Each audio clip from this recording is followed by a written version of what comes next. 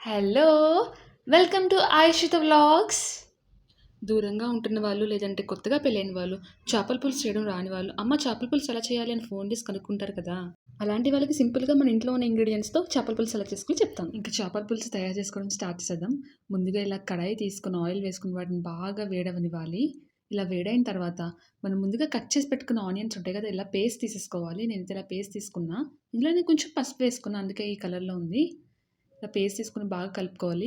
ఎప్పుడు చేపల పులుసుకి ఆయిల్ అనేది ఎక్కువ ఉండాలి కొంచెం. అప్పుడే ఆ కర్రీకి టేస్ట్ బా వస్తుంది. ఇలా పేస్ట్ వేసిన తర్వాత అల్లం వెల్లుల్లి పేస్ట్ వేసుకోవాలి. అది కూడా వేసుకొని బాగా కలుపుకోవాలి. కొందరేంటంటే ఉల్లిపాయ పేస్ట్‌లో డైరెక్ట్‌గా కలిపేసుకొని ఆడుకుంటారు. నేను విడివిడిగా తీసుకున్నా. అండ్ అలాగే కొంచెం కరివేపాకు, కొత్తిమీర కూడా వేసుకొని బాగా కలుపుకోవాలి. కొందరేం చేస్తారంటే చేపల పులుసు ఆనియన్స్ కట్ చేసుకొని ముక్కలుగా చేసుకొని వేసుకుంటారు. మేమైతే ఇలా పేస్ట్ తీసుకొని వేసుకుంటాము. అదైతే కొంచెం వాటరీగా వస్తది. అండ్ ఇలా గరం మసాలా కావాల్సినంత వేసుకున్నా. ఇది మా ఇంట్లో ఆడించి పెట్టుకున్న గరం మసాలా ఇది. మీకు ఏ ఇంగ్రీడియెంట్స్ ఎంత తీసుకోవాలో ఆల్రెడీ ముందుగా స్క్రీన్ పైన వచ్చింది.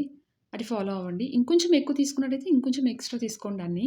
మసాలా అంతా బాగా కలిసేలా కలుపుకోవాలి. అది వెంటనే అయితే వేగదు. అలానే హై ఫ్లేమ్‌లో పెట్టొద్దు. హై ఫ్లేమ్‌లో పెడితే మాడిపోయి మనకి చేదు స్మెల్ వచ్చేస్తది. లో ఫ్లేమ్‌లో పెట్టుకొని అలాగా కొంచెం వేగనివ్వండి. ఈలోగా మనం తీసుకున్న చేపలుంటాయి కదా! వాటిని బాగా శుభ్రం చేసుకొని, ఇలా తీసుకొని ఇందులో ఉప్పు, కారం, పచ్చిమిరపకాయలు, కొంచెం కరివేపాకు వేసుకొని అలా పక్కన పెట్టుకుందాం. నేనైతే ఉప్పు కల్లు తీసుకుంటున్నాను. మీరు డైరెక్ట్ సాల్ట్ తీసుకోండి. ఇలా వేగుతున్న దాంట్లో పచ్చిమిరపకాయలు, కొత్తిమీర వేసుకొని నేను బాగా కలుపుకున్నా. కొందరైతే స్టార్టింగే వేసేసుకుంటారు. నేను ఇలా మధ్యలో వేసుకున్నాను. కారం బాగా దిగిపోద్దని చెప్పి. చూడండి లాస్ట్‌కి ఇలా వేగుతుంది. ఈలోగా నేను చింతపండు ఒక పెద్ద నిమ్మకాయ సైజంత చింతపండు తీసుకొని ముందుగా నానబెట్టుకొని పెట్టుకుంటున్నాను పక్కన. ఇలా ఆనియన్ పేస్ట్ బాగా వేగిన తర్వాత మనకింత వచ్చేస్తది. బాగా దగ్గరకొచ్చేస్తది. ఇలా అయిన తర్వాత మనము ఉప్పు, కారం వేసుకొని పెట్టుకున్న ఫిష్ అనేది ఇందులో వేసేసుకోవాలి. ఇలా అంతా వేసేసుకొని, వాటిని బాగా కొంచెం స్ప్రెడ్ చేసుకోండి. కొంచెం స్ప్రెడ్ చేసుకొని ఏ బౌల్‌లో అయితే మనం తీసుకున్నామో ఆ బౌల్‌లోంచి కొంచెం వాటర్ అంటే దానికి కొంచెం కారం ఉంటదని చెప్పి ఆ వాటర్ అందులోకి తీసుకొని ఇందులో ఫిష్ పైనంతా వేసుకోవాలి బాగా. దాన్ని మూత పెట్టేసుకోండి. మూత పెట్టుకొని ఆ కారం పచ్చి వాసన పోయే వరకు మగ్గనిచ్చుకోవాలి. ఇంక అందులో ఏం కొన్నంటే కొన్ని వాటర్ మాట. అంటే కారం పచ్చి స్మెల్ పోవడానికని చెప్పి. నేనైతే లిడ్ లేదు కాబట్టి పట్టుకోవడానికి మూత మామూలుగా ఇలా తీసుకున్నాను క్లాత్‌తో. చూడండి ఇలా కారం పచ్చి స్మెల్ పోయే వరకు బాగా మగ్గనివ్వాలి. కొంచెం నేను ఇలా గరిటెతో కాకుండా ఇలా కలుపుకుంటున్నాను. కిందేమన్నా అడుగంటిందేమో అని చెప్పని. లేదు మీకు ఇలా చేయడం రాదంటే మీరు గరిటెతో కలుపుకోవచ్చు. నెమ్మదిగా స్లోగా కలుపుకోవాలి గరిటెతో. ఇవి ఇలా చూడండి ఇలా నెమ్మదిగా. ఇవి ఇలా గరిటెతో కలిపినంత మాత్రాన విరిగిపోవు. పచ్చిగానే ఉంటాయి కాబట్టి ఏం విరిగిపోవు. జస్ట్ నెమ్మదిగా ఇలా కింద అడుగంటిందేమో అని చెప్పి. ఎందుకంటే తక్కువ వాటర్ ఏస్తాం కదా! త్వరగా ఎగిరిపోయి మనకి మాడడం అనేది జరుగుద్ది. చేపల కూరకి కొంచెం ఆయిల్ ఎక్కువుంటేనే బావుంటది. కొంచెం ఆయిల్ ఎక్కువేసుకొని చేసుకోండి. అదొక రకమైన టేస్టొస్తది.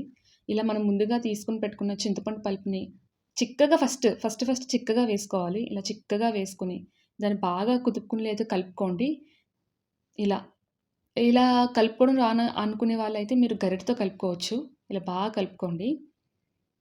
ఇలా కలిపేసి పక్కన పెట్టిన తర్వాత మళ్ళీ ఆ చింతపండులోకి ఇంకా ఎక్కువ వాటర్ తీసుకొని ఈసారి ఫుల్‌గా వేసేసుకోండి. ఈ వాటర్ మనకెలా తెలుస్తదంటే, మా మమ్మీ నాకేం చెప్పారంటే, పులుసుకైతే చేపలు అన్నీ ములిగే వరకు వేసుకోవాలి వాటర్ అని చెప్పారు. మీకెలా నచ్చితే అలా వేసుకోండి. కొందరు తక్కువ వాటర్ వేసుకుంటారు. నేనైతే ఇలా వాటర్ చేపలన్నీ ములిగే వరకు వాటర్ వేసుకున్నా. ఇప్పుడు వీటిని స్లోగా నెమ్మదిగా కింద నుంచి అలా కలుపుతున్నాను నెమ్మదిగా ఇలా. ఇలా నెమ్మదిగా కలుపుకోండి. ఒకేసారి ఫాస్ట్‌గా కలిపేయకూడదు. ఎందుకంటే ఆల్రెడీ చిన్నగా అవి మగ్గినియి కదా! కొంచెం విరిగిపోయేలా అనిపిస్తాయి. వీటిని కట్ చేపలంటారు. పులుసుకైతే చాలా బావుంటాయి. మీ వైపు ఏమంటారో నాకు తెలీదు వీటిలిని. పచ్చిమిరపకాయలు ఎక్కువేసుకొని, కరివేపాకు ఎక్కువేసుకొని పులుసు పెట్టుకుంటే చాలా అంటే చాలా టేస్టీగా వస్తాయి.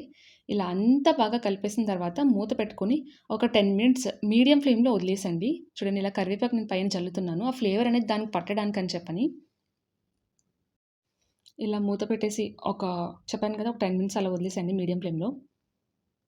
ఫిష్ కర్రీకి మనకి ఎక్కువ పచ్చిమిరపకాయలు, కరివేపాకు బాగా టేస్ట్ ఇస్తాయి. అవి మాత్రం మీరు వీలైనంత వరకు ఎక్కువగా వేసుకోవడానికి ట్రై చేయండి.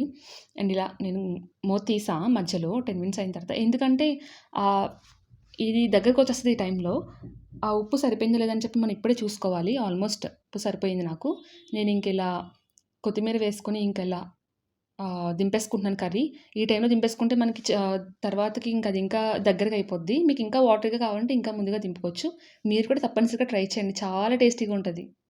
ఇలాంటి మరిన్ని వీడియోస్ కోసం like, share and subscribe. Bye bye.